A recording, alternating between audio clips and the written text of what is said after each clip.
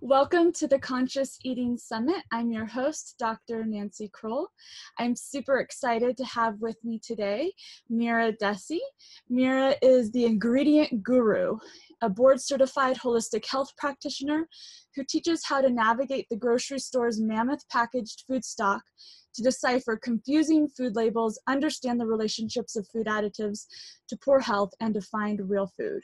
She's also the author of Beyond Meditation, Making Mindfulness Accessible for Everyone, and Gratitude, A Mindful Pause. Thank you so much for joining me today, Mira. Thank you so much for having me on. I'm really looking forward to this. So today we're actually going to be covering something that I'm really excited about. I think last time we talked just like food labels, right? Which was really interesting. But today we're going to be talking about how to bring mindfulness and meditation into our health journey. So can you share maybe a little bit like a backstory about your journey with meditation? Sure. I laughingly refer to myself as a meditation dropout. I'm kind of a very energetic person, and my mind is always spinning, going in a lot of different directions. And so I'm one of those people that has a difficult time sitting still for an extended period of time and trying to simply empty my thoughts, And I had a lot of friends who used to say to me, oh, it'll get better, like just practice or do this or that or whatever. And I was convinced that I somehow just wasn't getting it. And then I eventually found a meditation teacher who pointed out to me that one, it's not really about emptying your mind. It's about being mindful where you are, what's going on, what you're doing. And she introduced me to the concept that there are a lot of different ways to meditate. And as I began to go through some of these different things, I realized that, certain things resonated more than others. But I definitely began to find things that worked for me and allowed me to slow down and recenter myself. And then, funny enough, I was at a conference with a colleague of mine, and we were talking about meditation and mindfulness because she's very much able to sit still for extended periods of time person. And I said to her, my favorite form of meditation is doodling. And she said, really? Show me. And so I happened to have a little book with me that had some doodles in it, and I showed them to her, and she looked at me and said, want to write a book? And that we wound up writing Beyond Meditation and then Gratitude, a Mindful Pause together. And it was just a really wonderful practice because we both realized that so many people need to be aware of or gain exposure to all these different ways so that they can find what works for them. One of the things that I find really challenging is we spend so much time telling people that there's no one-size-fits-all diet for everybody, that, we are all bio-individual and we need to eat according to what our body needs. But then somehow we have this expectation that we all have to meditate the same way. And that's just not true. Yeah. So how do you start? I know my journey for meditation started, I think when I was 18. I went to a free meditation class at a health food store. And that didn't last very long. I think I practiced for 3 days or 4 days every morning. And then, it's been this kind of in and out journey over the past 15 years or so. But how do you suggest someone starts a meditation practice? That is actually a really great question, because one of the other things that happens, a lot of people are stuck in this, it has to be for an extended period of time, or there's this Buddhist saying, which I totally respect, but also humbly posit does not work for everyone. It says, meditate for 20 minutes. If you're too busy, meditate for an hour. And while I get the concept behind it, it's really hard sometimes to do. And my suggestion to people is, we brush our teeth twice a day for 2 minutes because we know it's the right thing to do. We know it's taking care of our health because we want to keep our teeth. So are we not also worth 4 minutes a day for meditation? If nothing else, can you find 2 minutes twice a day that you can do for meditation? And there are lots lots of things that can help you. There are apps that allow you to set a timer. There are apps that actually have small guided meditations. Or you can just say, you know what, one of my favorite things, like I said, I have this little book that I take with me. And if I'm stuck at I had to go get my driver's license the other day. That was a really long sit. So I doodled a lot. But when you have the opportunity to have something with you, and maybe you can journal, or you can write a mantra, or you can simply close your eyes and breathe, but to find those mindful spaces in your life, start with 2 minutes a day and go from there. So for you, are you kind of translating meditation as it can be anything. It's a mindfulness practice, right? So it's almost mindfulness in action. So you could even take that to washing the dishes, or right? That's Or perfect. Yes. And as a yeah. matter of fact, in the Okay. book, we talk about something called, there's a form of meditation called quotidian meditation. Quotidian is Latin for every day. And essentially, it's like, if you're washing the dishes, don't be washing the dishes and be on the phone and trying to talk to somebody and trying to plan your grocery list all at the same time. Focus on washing the dishes. Feel the water, look at the soap bubbles, hear the squeak of the clean dishes, just to really immerse yourself into what you're doing. And those are meditative forms of being that allow us to really recenter ourselves. Part of the challenge that we run into, our modern everyday life is so hectic and so overwhelming. And one of the things that I point out to people, it's gotten to the point where when we say to someone, "Hey, how are you?" What's their response? 9 times out of 10 these days, it's like, "Oh, busy. You?" Busy is not a state of being. Busy is an overwhelming sort of jumble of things that need to be attended to. It's not a how are we. And so when we can take that time to settle, we then find that we are able to move much more calmly, and there's much less stress in our lives. Yeah, I think definitely there's an addiction to stress happening, right? Like it's almost like a badge of, like an honor badge, like I'm busy, so therefore I'm important. Like we putting our value on our level of busyness, right? And those that aren't busy obviously don't have enough going on. But I actually had a really profound experience this summer happen. So I've been a yoga teacher for over 10 years. I've had a meditation practice, but there was still like this aspect of me doing within those practices that I think kind of kept it in a mental level rather than in an embodiment level. And I had this experience this summer where I finally realized, for me, and I think this is a very individual thing, but for me, to really drop into this state of being that you're talking about, this meditative, like mindful state, meant for me dropping into my pelvis and allowing my low belly to soften and to just breathe and be from that place. And I swear, completely life-changing, because what it allowed me to do, my TMJ of 10 years just miraculously dissolved, right? Like all this tension. Yeah, like all this tension that I didn't even, I knew it was there, but I didn't know how to fix it, right? Like I couldn't figure out how to make it go away. It just like me softening and allowing and accepting and trusting and being rather than being in my head was a huge game changer for me. Have you noticed any shifts in your own health or clients in bringing in this practice into their lives? Absolutely. One of the things that's really challenging, I think, at first when people start is, first of all, there's this whole, I'm too busy, like I don't have time for that. And so that's why my suggestion is 2 minutes twice a day, start there and find what works for you. But even more than that, when we wake up in the morning and we start here, and then there's a little stress, maybe there's traffic on the way to work, somebody cuts you off, and then there's some deadlines, and then there's, you're having some other things go on. And so what happens is you start going up and down throughout the day, but you keep ratcheting up and up. And by the end of the day, you're all the way up here and you're just overwhelmed. And then it's, you and Ben and Jerry's and a spoon on the sofa. And that's just a total stress response. If instead, as you get up here, you go, whoa, wait a minute, I need to reset a little bit, and you can do something, it actually helps to calm the cortisol overload. It helps calm that stress response. And, you also mentioned something really important. You were breathing into your belly.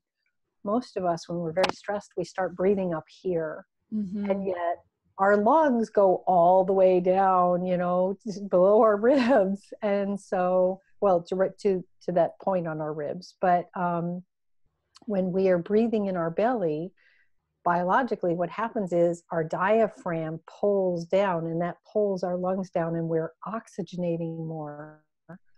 And so for a lot of people, I have found when they have started incorporating this into their lives, they start sleeping better. Mm-hmm. They don't have as much stress. They're better able to handle certain things that come up for them. And then there are some people who have, like you shared, certain physical symptoms have gone away. Yeah, and you mentioned something, like the cortisol, and that's hugely tied to people that have stubborn weight in their midline. You Mm-hmm. can't heal your gut if you are in a stress response. There's so many different things. Your hormones, will be out of balance if your cortisol is like constantly spiked. So there is like a lot of impact to, I feel like when I make these recommendations to clients, sometimes they're kind of like, really, it's that simple. You know what I'm saying? Like you just want me to lay down and rest for 10 minutes a day, or you know what I'm saying? Like there are these very simple things. Like meditation on some level is very simple, even though it might be challenging for some.